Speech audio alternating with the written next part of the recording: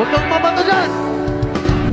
Daniel Padilla nagalit sa kanyang mini-concert sa Davao. Pinagkaguluhan nga sa Davao, kumanta sa ulan Daniel Padilla. Buo pa rin ang suporta sa aktor na si Daniel Padilla ng mga fans niya sa Mindanao. Dinagsa ng mga supporters ang pagkakaisa concert sa Davao del Norte Sports and Tourism Complex nitong Biyernes kung saan si Daniel ang headliner.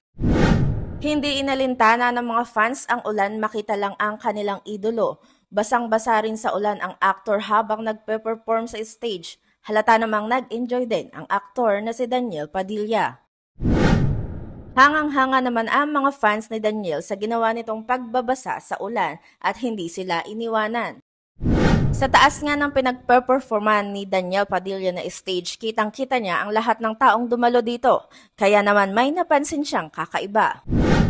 Sa kabila ng dumalo ng kanyang mga tagahanga, hindi natin maiiwasan na merong basher o may sama ng loob sa isang idolo.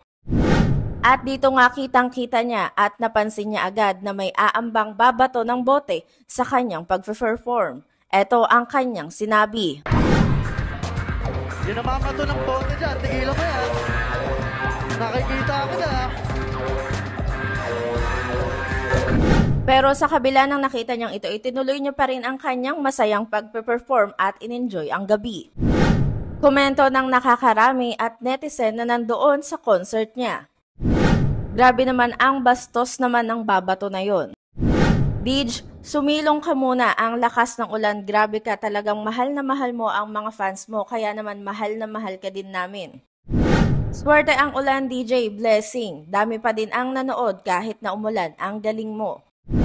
Nagpaulan siya dahil kita niya mga tao nagpapaulan para din panoorin siya. Salamat po sa lahat ng nagpaulan na napanood siya. Yan lamang po ang ilang komento ng netizen na nakakita ng performance ni DJ. Ito pa nga ang naibang komento. Grabe ang grow nilang dalawa simula nang maghiwalay sila. Ang tinutukoy dito ang kanyang dating kasintahan na si Catherine Bernardo. For more updates, please like, share, and subscribe. Thank you for watching.